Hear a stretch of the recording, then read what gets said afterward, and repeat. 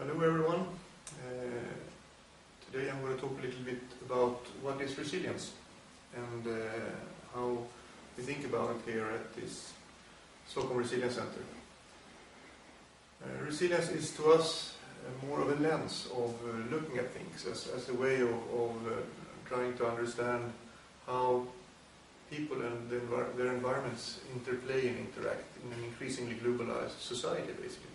So by using the framework of resilience, we have a chance to ask new questions and also hopefully get new ideas about these type of interactions. So today I will give you some examples of what we mean by resilience. I will start first with a little metaphor from the art world with Henri Matisse when he was commissioned an art piece to an art collector in Philadelphia. His name was Alfred Barnes. And he rented a church for a year and he developed a triptych that was supposed to be put up in the ceiling of this art museum. He sent it away, he was really pleased with it. But when it came there, they discovered that it was a little bit too big. The guy who worked with Barnes had made the wrong measurement of the piece. Normally then he would have just cut it up and say that let's fit it in. But Matisse refused to do that.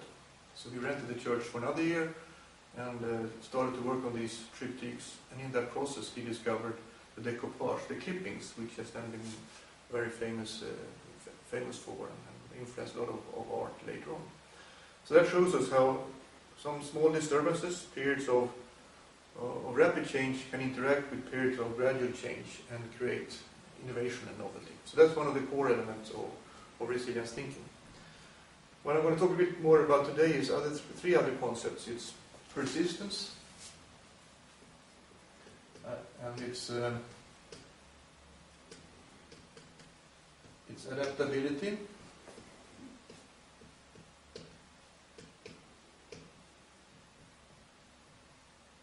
and it's transformability.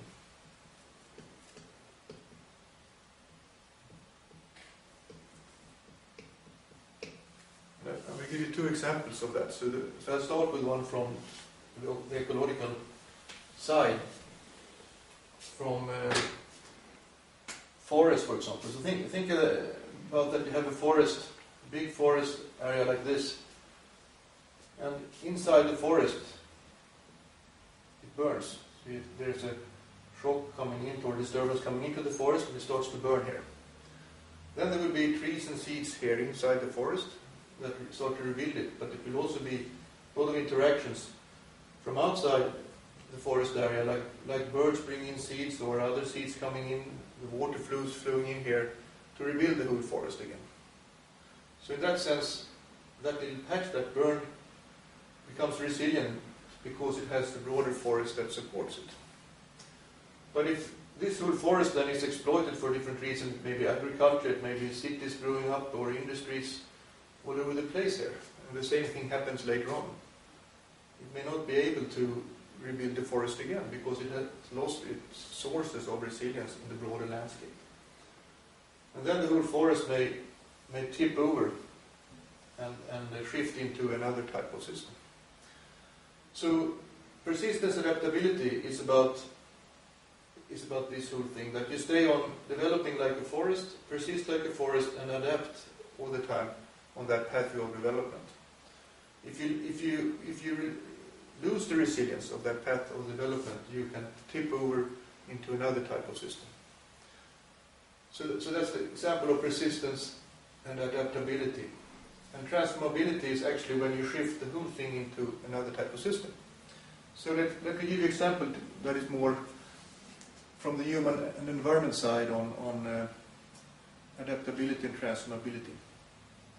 So if you think about coastal management, and if you go to the country of Chile, the coastal resources were fairly overfished, and they had a hard time collaborating in sustaining the flow of fish and shellfish from the coastal areas. So they were in this type of situation, but it was not a very desirable situation. But they couldn't really get out of it. They were sort of trapped in that way of behaving.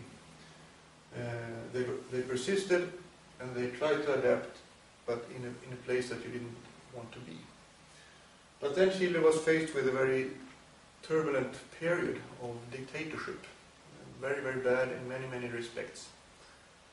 But during that period, several people who were engaged in the fisheries came together and started to develop a vision for what could happen after that turbulent period was over.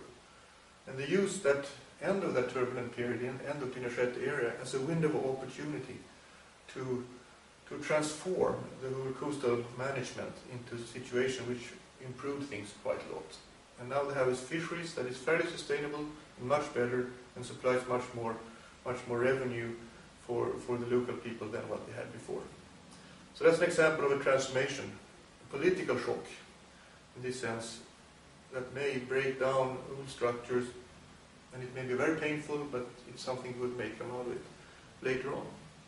So if we think about that as a transformation, and we think about it as at the globe as a whole, we're right now in a very intertwined social ecological system globally, where people are shaping not only local and regional environments, but also the planet as a whole, basically. And we also know that the planet has fluctuated back and forth over history, and it's only in the last 10,000 years that the climate and the conditions on Earth have been such that we have been able to explode and become farmers, expand our agriculture and develop civilizations in the way they have done. So that's what we look upon as the global basin of attraction, or the global resilience where we would like to be.